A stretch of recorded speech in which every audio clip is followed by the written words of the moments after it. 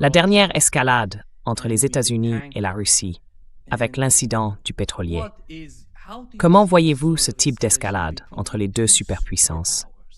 Après cette initiative de l'administration Trump au Venezuela, il y a maintenant une sorte de confrontation entre elles qui pourrait s'intensifier, d'ailleurs. Nous savons que le côté russe fait preuve d'une certaine patience, mais jusqu'où pensez-vous qu'ils iront et comment percevez-vous la situation?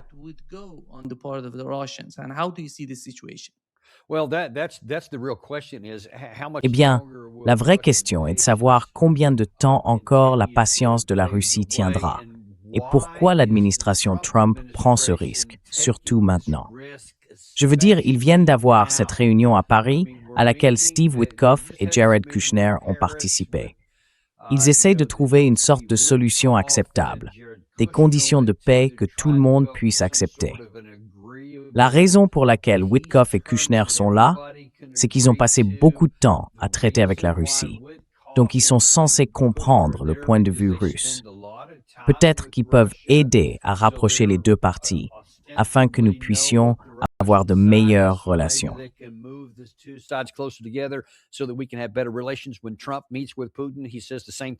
Quand Trump rencontre Poutine, il dit toujours la même chose, au téléphone, en personne ou comme encourage, qu'ils veulent tourner la page de cette guerre, qu'ils veulent entretenir de bonnes relations durables. Ça semble être réciproque. Mais ensuite, il y a cette question. Pourquoi cherchons-nous à saisir un pétrolier appartenant à la Russie alors que nous avons déjà écarté le Venezuela de l'équation? Je veux dire, cela aurait dû changer toute l'atmosphère. Mais l'un des problèmes qui, à mon avis, se crée ici et qui m'inquiète beaucoup, c'est que Trump se retrouve dans une situation où il n'a aucune véritable contrainte quant à l'usage de la force militaire. Il n'en a pas sur le plan intérieur. Je parle de l'opinion publique, des relations publiques.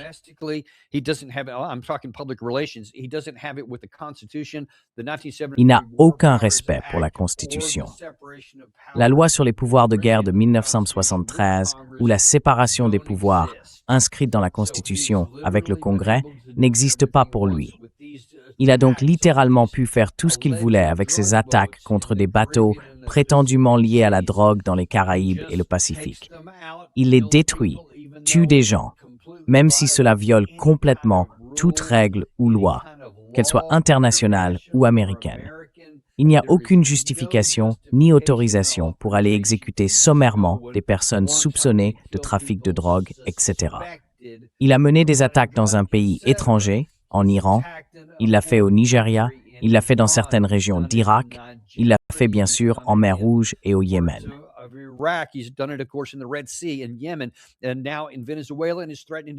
Et maintenant, au Venezuela, il menace de faire la même chose ailleurs. Et parmi tous les endroits possibles, le Groenland pourrait aussi figurer sur la liste des cibles. Ce que l'on voit, c'est quelqu'un sans contrainte et sans retenue. Et on voit le risque qu'il prend sans cesse augmenter. Et maintenant, nous avons ce cas-ci, qui semble même aller à l'encontre de l'intérêt national américain. Entretenir de bonnes relations avec la Russie, tenter de mettre fin à la guerre avec l'Ukraine. Et là, on prend un risque qui pourrait en réalité aggraver la situation. Pour moi, cela n'a aucun sens, même si l'on met la morale de côté. Je ne comprends pas quelle est l'intention ici, ni pourquoi nous ferions quelque chose de ce genre.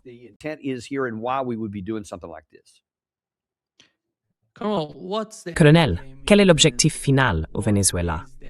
Quel est le but derrière l'enlèvement du président du Venezuela? Et quel type de changement cela apporterait-il au pays? Eh bien, je peux vous dire ce que le but final n'est pas.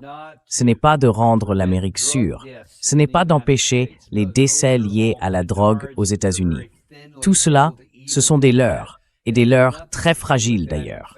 Cela n'a rien à voir avec ça. En réalité, quand on regarde d'où viennent les drogues illégales qui tuent beaucoup d'Américains, elles entrent généralement par des ports légaux. Elles sont introduites clandestinement par d'autres moyens. Presque aucune ne vient des côtes ou n'arrive sur le territoire par ces vedettes rapides. Les vedettes rapides que nous avons interceptées n'atteignent même pas l'Amérique. elles ne peuvent pas y arriver. Et la plupart des drogues produites au Venezuela, comme tout le monde le sait maintenant, partent vers l'Europe, pas vers les États-Unis. Il y a beaucoup d'autres endroits bien plus concernés que les États-Unis. Donc tout cela est faux.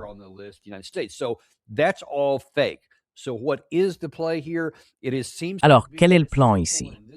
Ça semble assez simple, et c'est basé sur ce que Stephen Miller a dit, ce qui correspond en fait à ce que nous avons fait.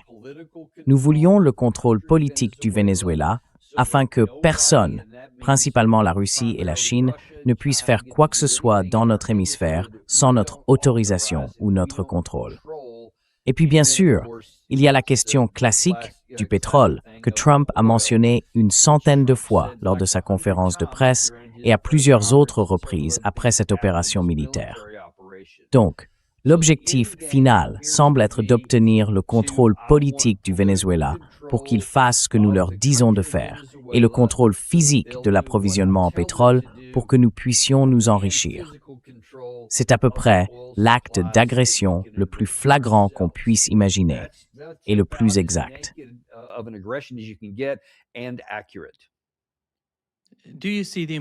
Voyez-vous l'importance de la stratégie de sécurité nationale des États-Unis sous l'administration Trump évoluer d'une certaine manière, être prise en compte pour cette opération au Venezuela?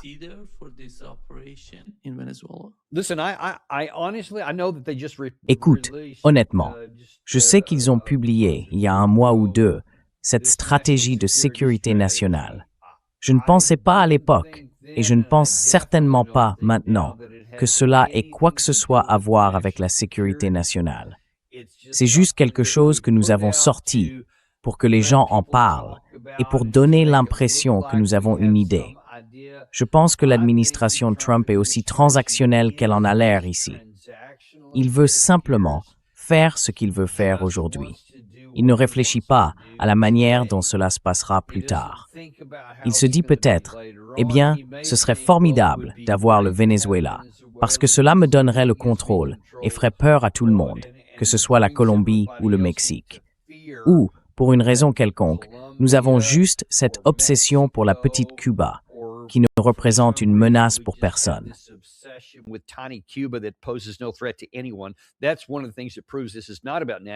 C'est l'une des choses qui prouve que cela n'a rien à voir avec la sécurité nationale, car il ne représente aucune menace pour nous. On peut étendre cela au Groenland. Toute cette histoire ridicule, Stephen Miller est, je veux dire, complètement enragé et obsédé par ce sujet. Il est passé sur CNN il y a quelques jours et a longuement fulminé à ce propos. Et il continue de dire, et Trump lui-même l'a répété plusieurs fois, il nous faut le Groenland. Nous en avons besoin pour notre sécurité nationale. Eh bien, c'est évidemment ridicule et absurde en soi, sans la moindre part de vérité.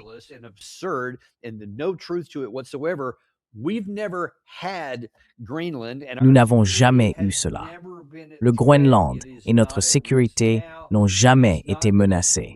Ce n'est pas une menace aujourd'hui et cela ne le deviendra pas simplement parce que nous ne faisons rien. Nous n'avons pas et n'avons jamais eu de problème là-bas. Mais nous avons eu un contingent militaire au Groenland qui est toujours en place. Cela n'a jamais changé. Nous avions donc déjà une certaine présence là-bas. Et si nous en avions voulu davantage, Nima, nous aurions pu coopérer avec le Danemark et peut-être dire « Hey, nous voulons plus d'accès » ou « Nous voulons ajouter une autre base ». Il l'aurait probablement accepté. Il n'aurait peut-être pas aimé cela, mais il l'aurait probablement fait. Mais nous n'avons même pas essayé cette voie, parce que cela ne nous intéresse pas.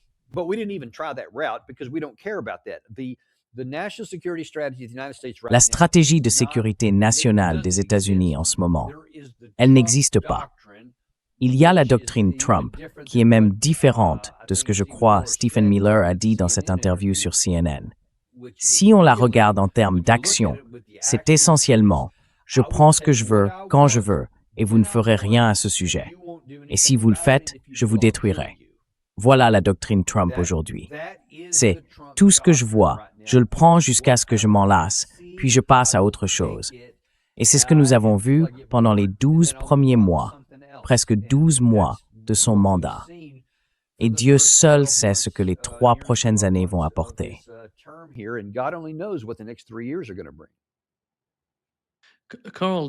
Carl, penses-tu que le genre de chaos qui se produit au Venezuela pourrait d'une certaine manière se propager à travers l'Amérique latine et jusqu'à Cuba?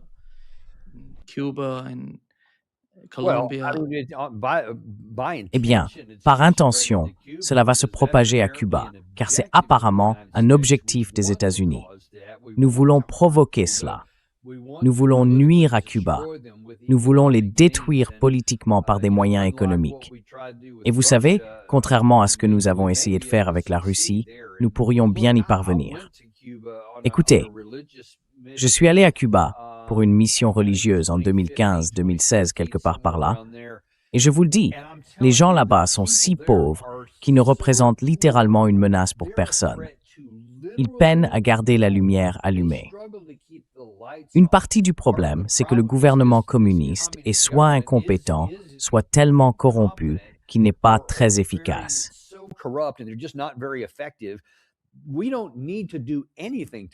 Nous n'avons rien à leur faire. En fait, je ne vois aucune raison, à notre époque moderne, de ne pas lever toutes ces sanctions. Simplement faire des affaires avec eux et les traiter comme n'importe quel autre pays. Je veux dire, c'est plus ou moins ce que nous faisons avec la Chine communiste, qui, elle, possède une armée efficace et un gouvernement efficace. Ce sont des communistes, et cela ne nous empêche pas de commercer avec eux. Alors pourquoi hésiter à faire la même chose avec Cuba? Cela n'a absolument aucun sens, à moins de reconnaître qu'il y a aux États-Unis des gens obsédés par l'idée de détruire Cuba à cause d'événements survenus il y a des décennies.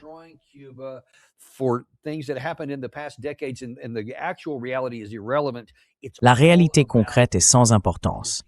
Tout tourne autour de Cuba, la colère et les rancunes historiques. Cela n'a rien à voir avec la réalité ou la logique, c'est purement émotionnel. Et en ce moment, c'est cela qui domine. Cela fait partie de la doctrine Trump. L'émotion peut s'exprimer, même si cela signifie tuer un tas de gens ou détruire un gouvernement, sans se soucier des conséquences. Soyons clairs là-dessus. Aucune préoccupation quant à ce qui arriverait au peuple cubain si le gouvernement venait à tomber. Et cela, encore une fois, fait partie intégrante de ce qui est vraiment effrayant pour un Américain aujourd'hui quand on voit où le gouvernement place ses priorités.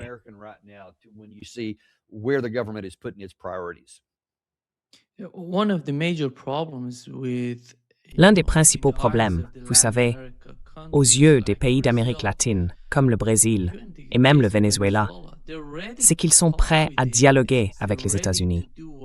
Ils sont prêts à faire tout ce qu'il faut, à conclure un accord avec les États-Unis. Mais les États-Unis ne se soucient pas de ces peuples. Même avec le président du Brésil, Donald Trump ne se soucie pas de Lula. Il essaie d'interférer dans la politique intérieure du Brésil, au lieu de conclure un nouvel accord, de négocier avec le gouvernement actuel. Et nous avons vu la même chose se produire au Venezuela. Paix, paix, paix.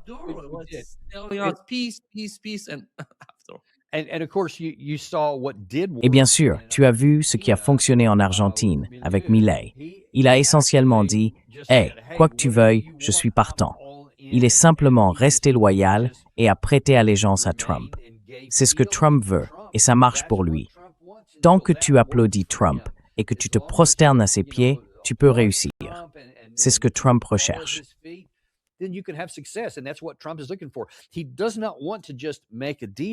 Il ne veut pas simplement conclure un accord. Et nous allons regarder le Brésil, car le Brésil a un dirigeant fort.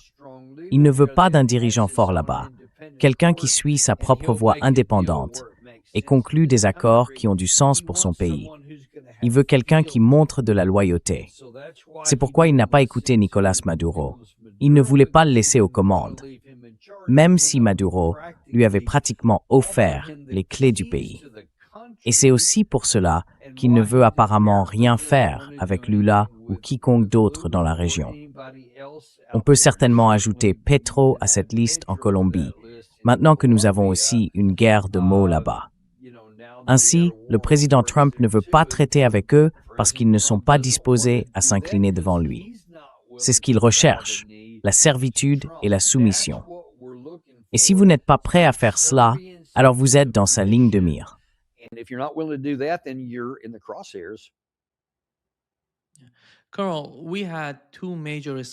Carl, nous avons eu hier deux grandes escalades contre la Russie depuis que Donald Trump a pris le pouvoir aux États-Unis.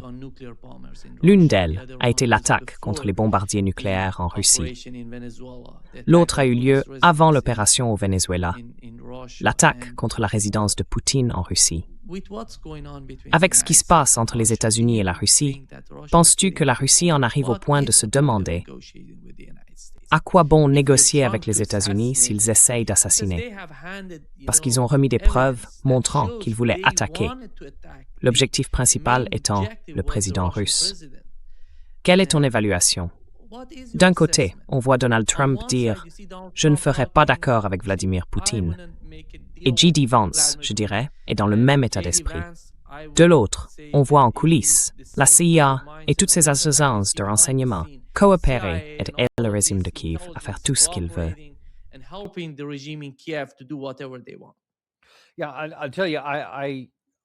Oui, je vais te dire, j'hésite à affirmer que ce sont les États-Unis qui ont approuvé ou même aidé à mener cette attaque, la prétendue attaque contre la résidence de Poutine à Novgorod.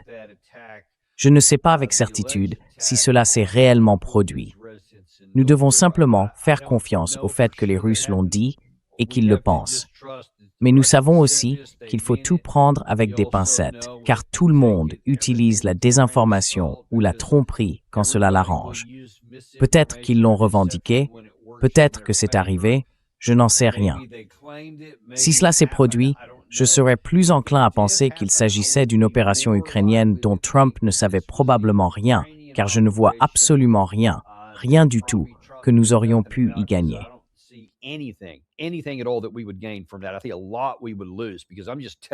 Je pense que nous perdrions énormément, parce que je vous le dis, si cela s'était réellement passé comme on l'a présenté, et si cela avait réussi, peu importe qui l'avait ordonné ou autorisé, ce serait profondément néfaste pour l'Ukraine et profondément néfaste pour le monde occidental ainsi que pour les États-Unis.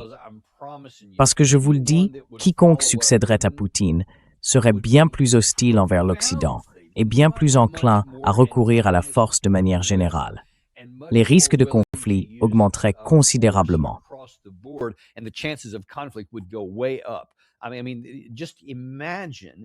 Je veux dire, imaginez simplement aux États-Unis, si quelqu'un, pour une raison quelconque, n'importe où, assassinait le président, et que nous pouvions le confirmer avec certitude, la probabilité d'utiliser des armes nucléaires tactiques serait énorme. Ce serait presque un miracle si nous ne le faisions pas, mais nous aurions certainement une réaction terrible et massive. Regardez ce qui s'est passé le 11 septembre à un niveau conventionnel. Cela vous donne une assez bonne idée. Donc, si cela avait réussi, la Russie serait en position de le faire et les menottes seraient tombées. Je ne pense tout simplement pas que Trump aurait fait cela.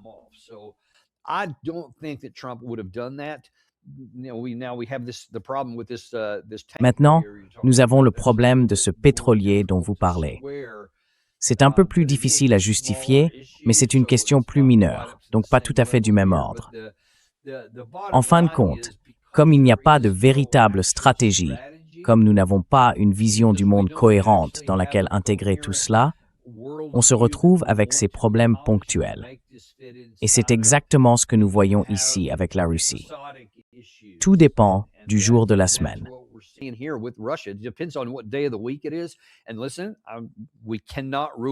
Et écoutez, nous ne pouvons pas exclure, tout comme je ne peux pas exclure que le président Trump ou quiconque pourrait être à l'origine de cette affaire dont vous parlez concernant l'attaque présumée contre la Russie. Nous ne pouvons pas non plus exclure que Trump souffre d'une dégradation significative de ses capacités cognitives. Il y a beaucoup d'éléments qui le laissent penser. Et ce comportement irrationnel, d'un côté, parler de Poutine comme s'il était son meilleur ami, dire à quel point il est formidable, dérouler le tapis rouge et organiser des survols d'avions à Anchorage, puis dire qu'il est vraiment en colère contre lui, puis dire non, je pense qu'on veut parvenir à un accord, je pourrais travailler avec lui. Vous voyez ce que je veux dire? C'est complètement incohérent.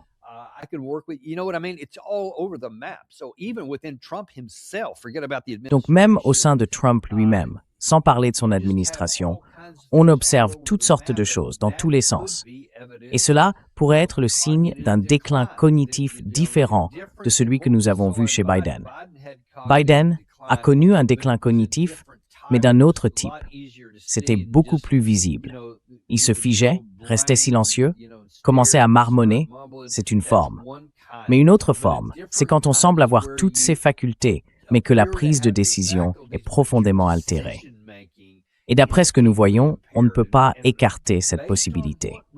Tant qu'aucune enquête médicale et psychologique n'aura été menée et que les résultats n'auront pas été rendus publics, nous ne pouvons pas l'affirmer avec certitude. Mais je peux dire que c'est quelque chose qu'il faut garder à l'esprit.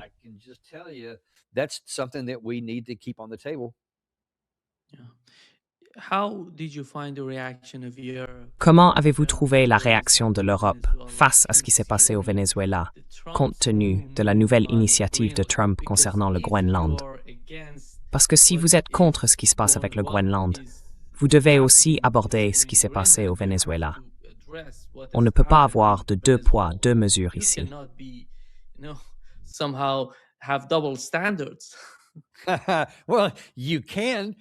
Eh bien, oui, c'est possible. Et nous le faisons ici, dans le monde occidental, presque chaque heure. Cela inclut autant l'Europe que les États-Unis. C'est presque une compétition pour savoir qui peut être le plus incohérent. Donc oui, on peut avoir des doubles standards. Nous le faisons quotidiennement. Mais on ne devrait pas avoir de double standard. Il devrait y avoir une seule norme. En un sens, c'est justement un problème, car nous avons vu Stephen Miller sur CNN, il y a seulement quelques jours, exposer une vision assez sombre de ce qu'il considère comme la doctrine Trump.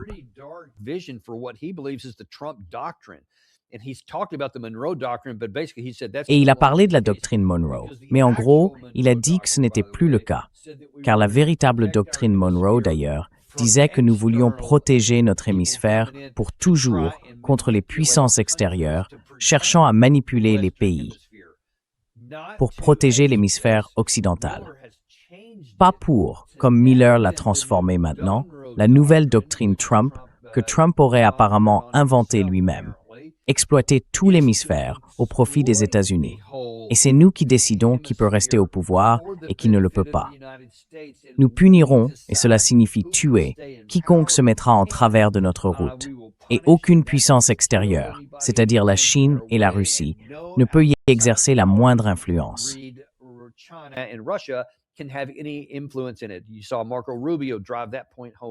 Vous avez vu Marco Rubio enfoncer ce point également. Donc, quand on observe cela dans l'hémisphère et qu'on voit cette mentalité et les priorités derrière chacune de nos actions, puis que le regard se détourne non seulement vers notre hémisphère, mais aussi vers le Moyen-Orient, on parle à nouveau d'éventuellement s'en prendre à l'Iran. Il se peut que nous devions, selon les mots de Trump, les remettre à leur place. Et vous savez, cela est arrivé juste après la visite de Netanyahou ici. Alors tout le monde se demande, allons-nous, comme on dit, terminer le travail là-bas? C'est une possibilité. Et maintenant, nous allons passer du Moyen-Orient à l'Europe et prendre le Groenland.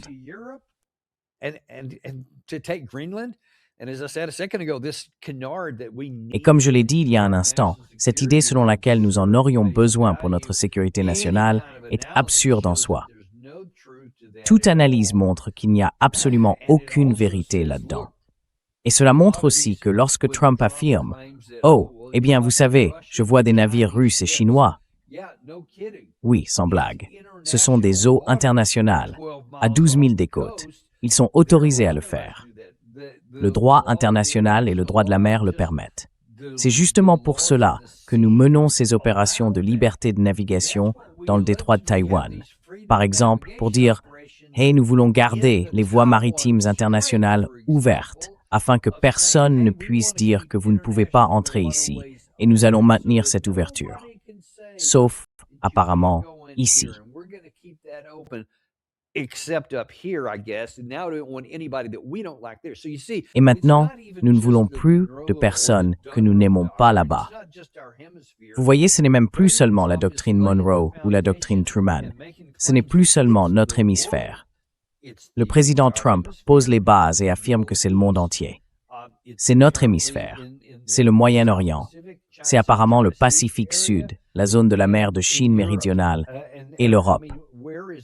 Je veux dire, qu'est-ce qui est hors limite en ce moment? L'Arctique. Nous voulons tout contrôler. Et je vous le dis franchement, c'est le genre de recette qui mène à l'auto-immolation, à l'autodestruction. Nous n'en avons pas le pouvoir. Pour être direct, nous n'avons pas la puissance militaire nécessaire pour honorer tous les engagements qu'il prend. En pensant que nous pouvons le faire parce que nous avons mené une opération tactique plutôt réussie pour capturer le dirigeant d'un pays, ce qui, en apparence, semblait vraiment réussi.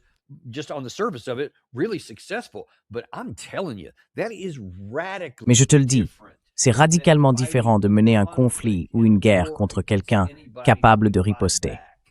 Et cela signifie bien sûr la Chine et la Russie. Nous ne pourrions pas les combattre et gagner. Pas du tout. Je ne sais pas. Si nous entrons dans une véritable guerre avec l'Iran et que l'Iran met à exécution ce qu'il a affirmé cette fois, ils avaient fait des déclarations similaires la première fois sans aller jusqu'au bout. Mais maintenant, ils disent que s'il y a une nouvelle attaque, toutes nos bases au Moyen-Orient deviendront des cibles. Et ils ont la capacité, avec leurs missiles offensifs, de percer nos défenses aériennes et de causer d'énormes dégâts si nous nous engageons dans ce conflit. Si nous entrons en guerre là-bas et si quelqu'un d'autre finit par nous tenir tête, nous n'avons pas les moyens de soutenir une opération, quelle qu'elle soit.